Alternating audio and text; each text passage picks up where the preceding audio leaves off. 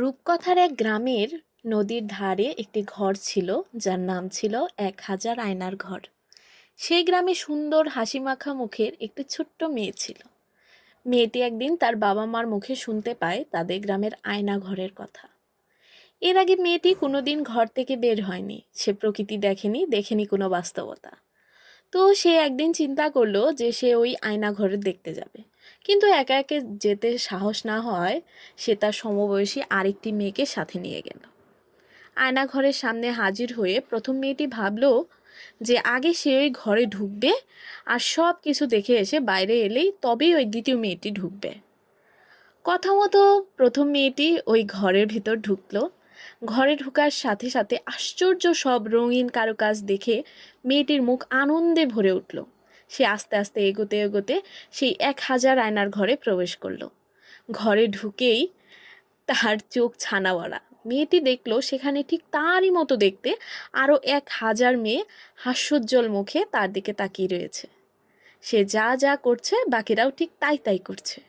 মেয়েটি এবারে সব কিছু দেখে অনেক মজা পেয়ে বাইরে চলে এলো এবং তার সাথীকে সব ব্যাপারে খুলে বলল, এবং বলল যে এমন সুন্দর জায়গা আমি আগে কখনো দেখিনি। সুযোগ পেলেই এবার থেকে আমি এই জায়গায় চলে আসব। সব কথা শুনে এবারে দ্বিতীয় মেয়েটি কিছুটা ভয় ভয় মন নিয়ে ঘরের ভিতর ঢুকলো। ঘুরতে ঘুরতে আতঙ্কিত মনে সেও এবারে সেই ১,০০০ আয়নার ঘরে প্রবেশ করলো। ঘরে ঢোকার সাথে সাথে মেয়েটি ভয় পেয়ে উঠল।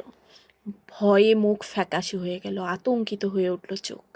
সে খেয়াল করলো ঠিক তারই মতো দেখতে আরও ১,০০০ মেয়ে আতঙ্কিত আর ভয়ার্ত চোখ নিয়ে তার দিকে তাকিয়ে রয়েছে। মেয়েটি যেই ভয়েতে ২ হাত তুলে বলছে, তোমরা কারা? সাথে সাথে বাকি ১,০০০ মেয়েও ২ হাত তুলে ওর দিকে নজর দিচ্ছে। এবারে মেয়েটি প্রচণ্ড ভয় পেয়ে ঘর থেকে দৌড়ে বেরিয়ে এলো এবং প্রথম মেয়েটিকে বলল, শিগগির চলো, এটা খুব বাজে জায়গা, আমি আর কোনো দিনও এই জায়গায় আসবো না। তো moral of the story is, জীবনটাও একটা আয়না স্বরূপ। আপনি যেভাবে জীবনকে দেখবেন সেও ঠিক সেভাবেই আপনার কাছে ধরা দিবে।